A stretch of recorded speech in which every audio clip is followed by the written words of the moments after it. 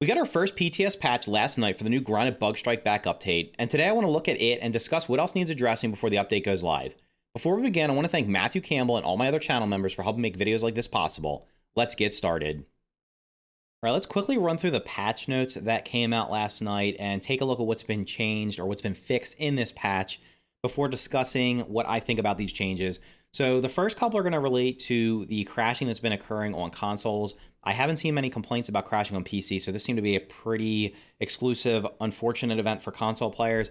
And it says they fixed crash when looking at or peeping at bees or diving male spiders, fixed client crash on joining.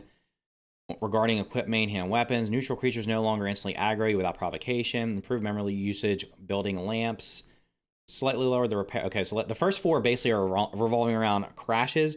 Now, some people have reported, I've been checking, some people have been saying that they've had no issues on console, but I did see one person who said they crashed 20 times in the first hour. So not sure if it's just related to that one person's save file or what's going on. Actually, there was another person that reported crashes too. So hopefully the console issues are resolved for most people. If not, make sure you're reporting them via the support page, the support.obsidian.net, I believe is the page, or you can go over to the Grounded Discord, which is what I'm in right now. If you go down to the player support down here and you can report bugs for the PTS, that will let them know what's going on. You can fill out the form there and they'll be looking into it. So make sure if you're crashing, you report that, because we definitely want more people testing. Like I know most people are playing this game. The majority of people that play this game play via console. So we definitely want console players testing this update so that we can make sure that we're getting as much feedback as possible so the game can be in the best possible state. Moving on real quickly, slightly lower the rare cost of almost every armor piece. Good change. Increase Milk Molar HP upgrade values. This will probably help with us feeling we're dying too quickly, although it's not going to help you out at the beginning of the game because you have to get Milk Molars in order to upgrade. So this might be better for endgame, maybe against the tougher enemies. So we'll have to see how much of a change that is. Proper art has been hooked up for new scrap and plate items. That leads me to believe that they are not considering removing the leather scraps from the formula in order to upgrade your armor. So I guess we're kind of going to be left. We're going to be using those, and it doesn't seem like they're going to be taking them out. New art added for the explosive burr trap. That's fine because it had looked exactly like the spiky burr. Grinder requires cheaper materials to craft. This is a big change. So they are now allowing you to craft the grinder without the crow feathers, which means you can just analyze a flower petal and then you can craft yourself a grinder. You don't even need to go to the Haze lab anymore to get it. I'm not sure if it's tied behind there or not anymore. I haven't gotten that far in a new playthrough, but you can just analyze a flower petal and you'll be able to craft it. And it requires everything it did before, except no crow feathers are going to be required. Orb Juniors are now tier 1. We'll see if that means they do less damage. I'm guessing they're going to do less damage. It would make sense because they felt like they did more damage than a regular Orb Weaver sometimes. Some Orb Weavers in the hedge have been replaced by Orb Weaver Juniors. Cool. Gas Mask now is a sleek upgrade path. It is explosive protection, so I haven't tested it out, so we'll see if how good it is. Does seem to work well with the current one. I mean, it's a gas mask. You're only really going to be using that if you're inside the haze. The haze has enemies that the infected deal explosive damage, so those kind of work together. Although, again, like we've talked about many times, are you actually going to upgrade a gas mask to get that explosive damage when you're actually doing the haze? Most likely not. So it would only be useful if it actually provides you a decent amount of protection or resistance to explosion, and you don't turn the haze off. If you turn the haze off, this is going to be, you're probably never going to upgrade it. But anyway, grubs now drop 3 hides on average with a rare chance of dropping up to 8. This is a great change. This means that instead of getting 1 on average, you're going to get 3. That means you're going to have to farm 1 or 2/3 less grubs in order to upgrade your armor. That's a good change. It says they drop up to 8. I watched original Ryan's video last night. He actually got 9 on the first attempt, so not sure what the actual maximum is. It may be 8, it may be not. Well, he got 9, so it's at least 9 unless that's a bug. But you're going to get 3 on average, which means you're going to need to farm far less grubs. More grubs exist in the lower yard, most around damp locations. There still seem to be lots of larvae around the oak tree, so be careful there. If real quick you're not aware, the larvae, when they're tunneling or burrowing, actually make a noise now. They will make a loud rumbling sound, while the grubs make a low rumbling sound or very quiet rumbling sound. Before, the larvae made no sound. So if you're farming or if you're trying to dig up grubs, make sure you know the difference between the two so you don't get surprised by a larva. Burgle no longer incorrectly remarks about the wrong time of day. Not sure. Honeypot was moved. It basically just moved a little bit on the picnic table. I didn't even go over there to check it. I don't think they changed anything else with it. Aggressive bee site radius reduced by 50%. So hopefully that helps the people that have been getting assaulted by bees on a regular basis with from getting attacked. Dagger no longer revert back to chopping damage after upgrading to level 6. So daggers used to be able to chop. Now they only chop underwater, basically eelgrass. You're not going to be able to chop down anything else with it other than the eelgrass. Pollen turret ammo has a higher velocity. I haven't tested the pollen turret because pollen's very hard to get. Gaining a small chunk of stamina with Parry Master while exhausted will correctly fully restore your stamina after exhaust delay completes. Okay. Entering a turret from third person no longer has the aim cursor offset. Okay. I don't play in third person, so I would have never experienced that, but good for those of you that play in third person. New audio when holding the charcoal torch. ASL interface, graphics no longer stretch vertically. The ASL is the computer that you can access the Burgle swap shop, the quests, and the molar upgrades from. So overall, good changes. One thing that's not mentioned in here that I did discover last night was that they put charcoal back in the oven recipe. So when this PTS opened up, the oven did not require charcoal anymore to craft, which meant you could craft it early on because you could basically, I'm not even sure. You could craft it. I guess you still got it from the haze chip because I don't know how else you would have gotten it because I didn't unlock it from analyzing stuff at the beginning. So I think it was still tied behind the haze chip. However, they put charcoal back in it, which means that more likely than not, you're not going to be upgrading any weapons past level 5 until you get to the upper yard because you're probably not going to be able to farm that charcoal since it's only by the barbecue spill unless you have on antlion gear and fresh defense. Someone did mention you might be able to do it with a quesadillaton, I think, and fresh defense. I haven't tried that before, but basically the gist of this is going to be you're going to be getting through 3/4 of the content, if not 90% of the content, without getting your weapons past level 5 unless you're somehow able to figure out how to get charcoal without getting yourself melted up there by the sizzling effect. So that was not mentioned in the patch notes. One other thing was not mentioned in the previous patch notes or this patch notes is that also hammer swing slower. So you may or may not have noticed this. I kind of felt like something was off when I was breaking quartzite the other day, but didn't think anything of it until someone actually mentioned it to me last night. And yes, in fact, the swing speed of hammers has been slowed down. I'm not sure if they're doing that to basically make hammers only useful as a tool and not a weapon, or perhaps it's balancing so you can't stun enemies faster. I'm not sure, but that was not in the patch notes either. But that's everything in the patch. And what I want to do now is just quickly talk about the changes, some of the changes they made. Mainly, we're going to be focusing about armor because that's the big thing that I think most people are hopeful will be changed or will be looked at again. So what I want to do is basically go over what I still see needs to be talked about with armor, and then also provide some solutions to maybe remedy these issues or perhaps just make the system feel better. So let's get out our trusty dusty here notepad. And what we're going to do first is we're going to look at what I feel like is the armor upgrade deficiency. So we have armor upgrade deficiencies. So the first one's going to be they're still too expensive to upgrade. While it's easier to get grubs now, it still cost too many grub hides, in my opinion, to get yourself, or too many grub plates to get yourself to level 5. And what that's going to end up, I mean, it's going to lead in other, well, we'll get this to number 2, but basically they didn't address this at all. All they did was make grubs drop more. So you still have to farm grubs. You're just going to have to farm less of them, but it still costs the same amount to upgrade them.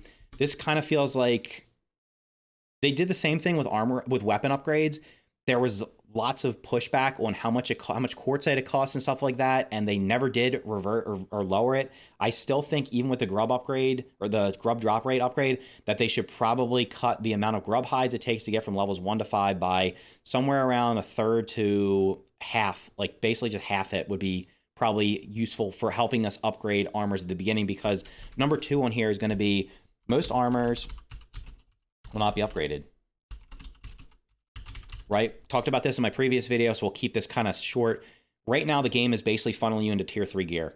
The way the game is set up is you get better gear, you ditch the old gear, and what that means is, in general, you're probably only going to pick one tier 1 armor, use it, get to tier 2 as fast as possible, get to tier 3, and then you're done. And you're not going to upgrade most of the gear, which means probably, I don't know, 7 or 8 out of the 11 armors in the game you'll probably never touch.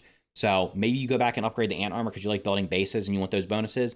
But other than that, who's going to level up clover armor to level 9? Who's going to level up the grub armor or the acorn armor? There's just no reason to do it, because by the time you farm all those resources, you need to get the tier 2 berries and the tier 3 pupa to get it to those levels. You're not going to be able to fight your way up there in those armors, right? You're not going to be able to go into the upper yard to get pupa leather using a level 5 acorn armor or level 7 acorn armor. You're just going to get one shot by the black ox beetles, by the roly-polies if you end up encountering one of them and aggroing them, and the ladybird larvae are just going to melt through you probably too. So, and what about the ladybirds? I mean, these enemies up there deal tons of damage, and you're just not going to be able to go up there in tier 1 armor, so you're never going to upgrade most of the tier 1 armors as it stands right now, but we're going to address that in a little bit. Next up is going to be armor does not provide enough defense. Armor doesn't provide enough defense and resist. So as you may or may not be aware, the armor was basically nerfed pretty heavily so that whatever, basically if you level up your armor now to level 9, I think it's about equivalent to what it was before the PTS, maybe a little bit less. I definitely don't think it's more, from at least from what I've been experiencing. So you're essentially now doing the same thing we did with weapons. The weapons were nerfed with the weapon upgrade to where you had to upgrade the weapons to get back to where they were before.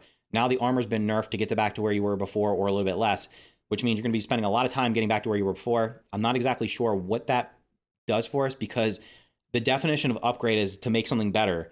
If you take away all of the benefits from something and then make it upgradable to get back to where you were before, that's not an upgrade. That's just like a make us spend time to get back to where we were before. An upgrade is adding on to what you already have. So what they need to do, honestly, is probably across the board upgrade the defense and resist for every single piece of armor in the game pretty significantly. I'd say probably by at least 50%, maybe 100%, because it is way too easy to die now, especially in tier 1 and tier 2 armors. You're going to die really quickly to any, like, mosquitoes will shred through you. And then with them coming in and hitting you and backing off, it's hard to hit them because you can't keep switching to a bow because you can't block with a bow and they come in and hit you. So going up in the upper yard, you're going to get shredded in anything but tier 3 armor, unless you have one like all the mutations, have all of the molar upgrades, and have tons of HP and stuff like that. You're just going to die really quickly. So all the armors really need to have their damage, their defense and resist increased.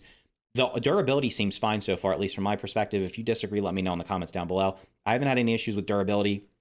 I even tested letting the enemies just like pound away at me to see how much durability I would take, and it just didn't seem, durability seems fine right now, in my opinion. But like I said, I haven't spent tons of time taking lots of damage. I did do a lot of testing, and it didn't feel like durability was an issue, but if it is, let me know. Next up is going to be that bonuses and perks, we're going to call them, are underwhelming for like basically across the board. The new perks that you get from Sleek, when I tested them out, they all seemed like the difference that they made was not noticeable. Like when I was testing them out, I was like, you could see there was a little bit of difference, but they don't have much impact. And I think the issue with that is like you just unlock them and that's it. They don't get upgraded as you're upgrading your armor. Same thing with a lot of the other set bonuses and stuff like that. They just don't feel like they make, the set bonuses, the piece bonuses, they just don't feel like they make much of an impact, and it's hard to tell what we're getting out of them because the game is so vague about everything. The game, like, one of the things that we need to know for sure, and I've said this before and I'm going to say it again, is that we need to know what things are. If it says it adds stamina, I want to know how much stamina. If it says plus max stamina, is that plus 50%, plus 100%? If it says it uses less stamina, is that 10% less, 50% less? Put that in there. So overall, the bonuses and perks, I feel like they need to be looked at. So we'll talk about that a little bit later on. I don't want to get too deep into that. I have a whole section on that in just a minute. And then last but not least is going to be that some of them don't work together. Some bonuses and perks don't work well, don't fit together.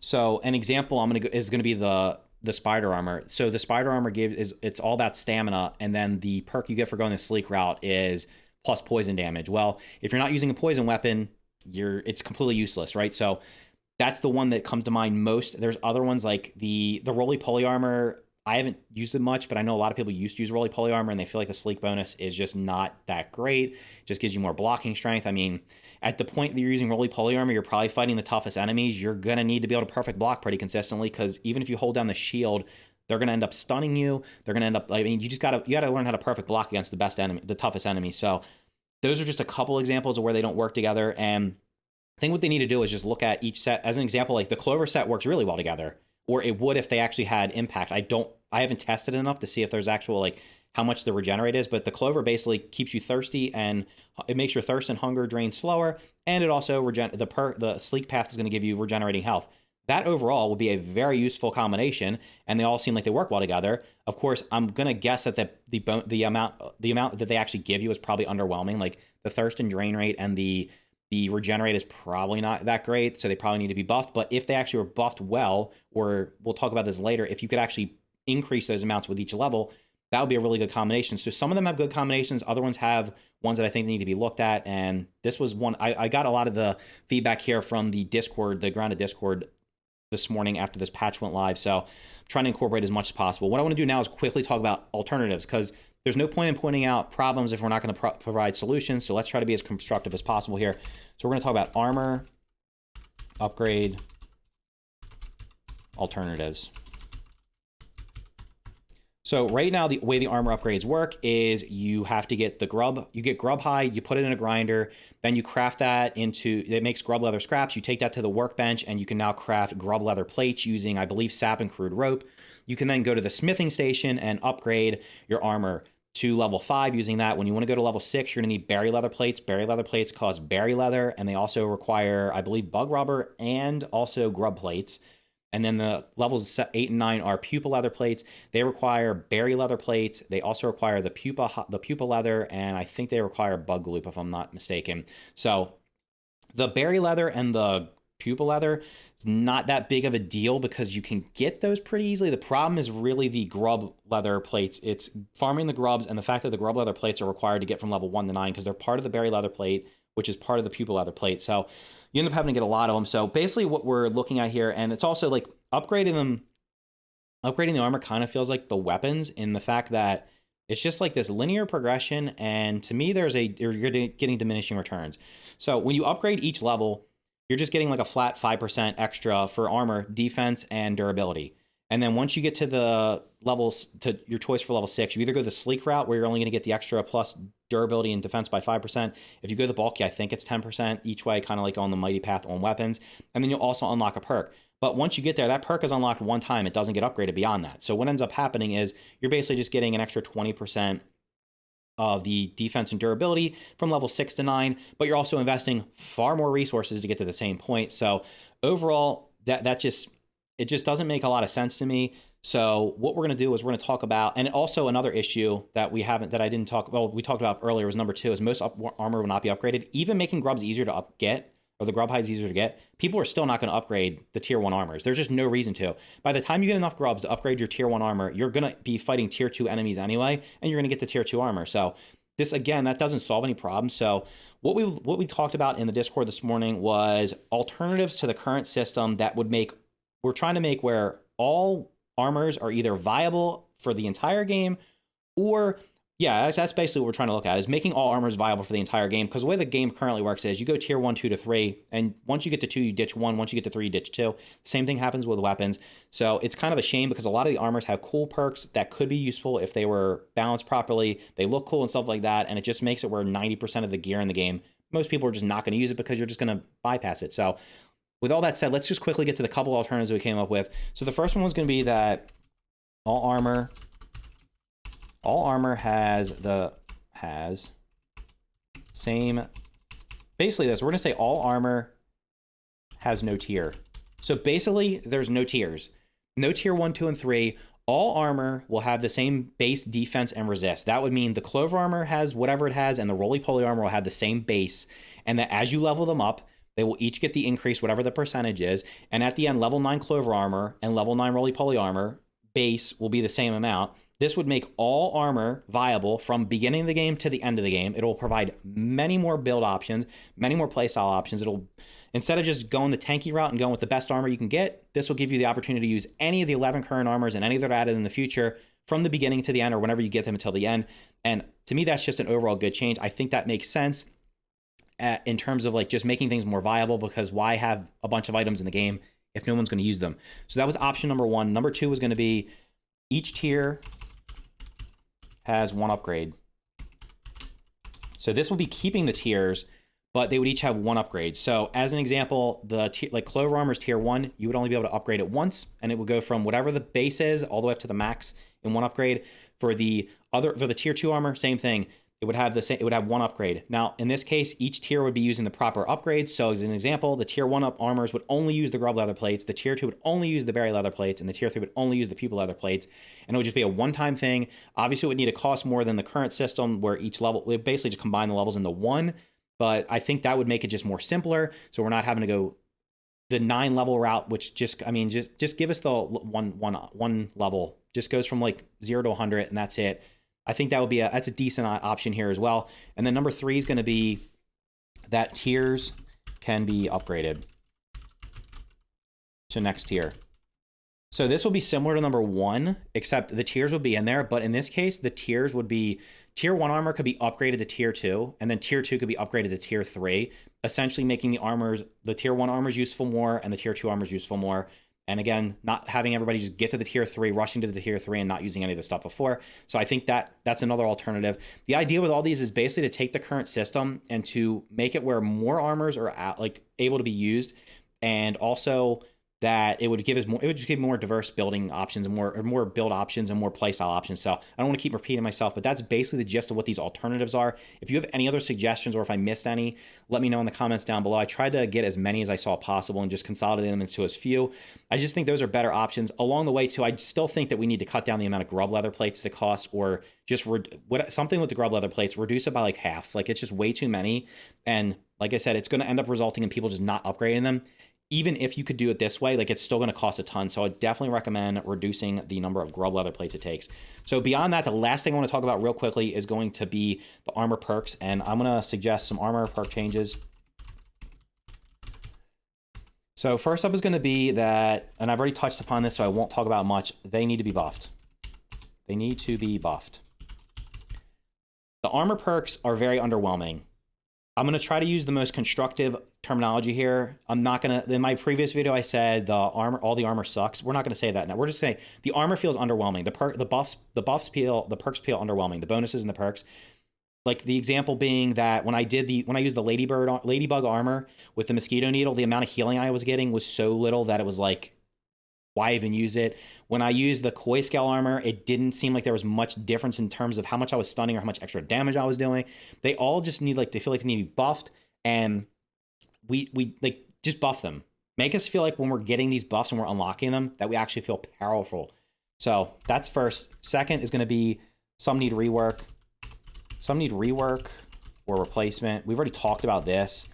The example being like the spider armor, the poison bonus, like, does it need to be, like, if that's going to be on there, it's got to be, like, if you're going to do something with poison, instead of having it be it adds poison damage, because it doesn't inherently, the only way to inherently add poison damage is to use 2 specific weapons, or to use the Mask of the Mother Demon, which means then you can't use the full set, will be to just replace it outright and just give it, an example would be poison resistance, someone suggested.